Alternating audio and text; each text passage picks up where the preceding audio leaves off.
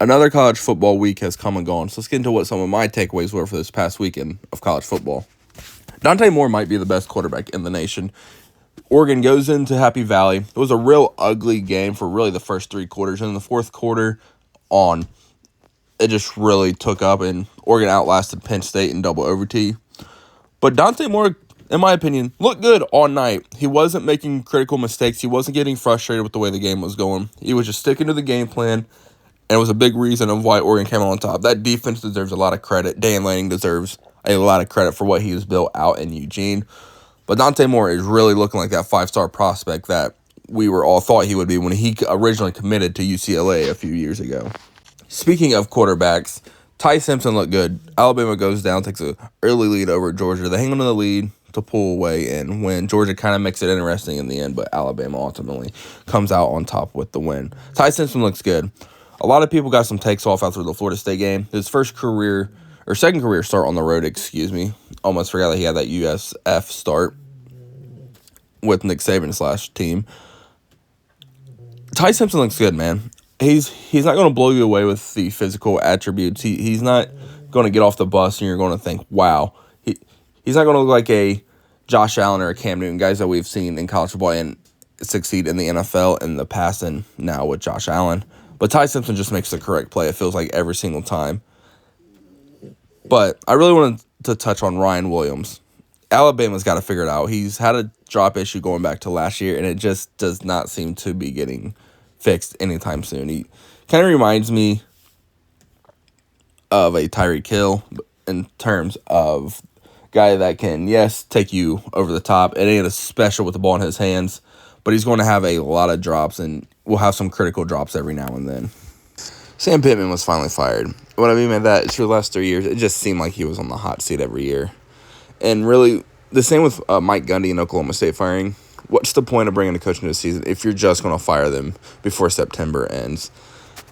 It never really got off the ground, which is disappointing because you really should have been rooting for Sam Pittman to succeed, obviously, unless you are a rival of Arkansas, because you're just always going to root for them to lose. But I say that because now it's only going to be looking for the big-name guys now, these schools. Sam Pittman, Arkansas took a chance on him, and they never reached the heights that they wanted to. But really, even Arkansas's AD comes out and says they really didn't give him the resources to succeed. And that goes back on donors. But also, if you're a donor or these big NIL people, if you don't believe in a coach, you're not going to be willing to back them and give them the money that is needed. And now Arkansas starts their search. I think John Summerall would be great. Silverfield at Memphis would be great. Obviously, John Gruden, you're going to hear a ton, and you already have heard a ton. But, man, I think people are going to look at that Arkansas job and really think if they can get commitment from the donors, you can really do something there.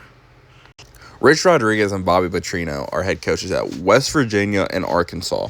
What year is it again? But in all seriousness, Rich Rod returned to West Virginia where he was once dominant there with the likes of Pat White and Steve Slayton. And it's kind of been a rough sledding for West Virginia. They lost to Ohio on the road. They did come back to beat Pitt, though, in the backyard brawl.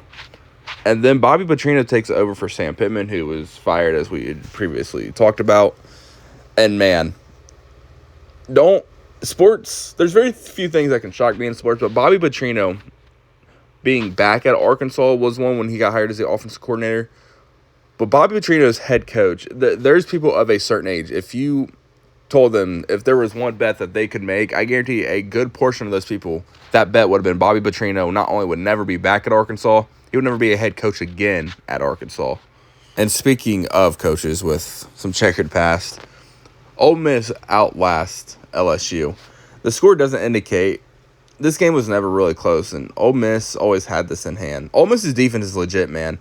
Everyone thought last year's team should have been the team that made the playoff. I was one of those people, and they definitely shot themselves in the foot against Florida and Kentucky.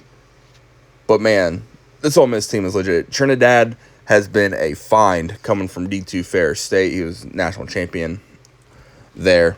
Lane goes out, gets him in the portal because he wanted an experienced backup, and it's paid dividends.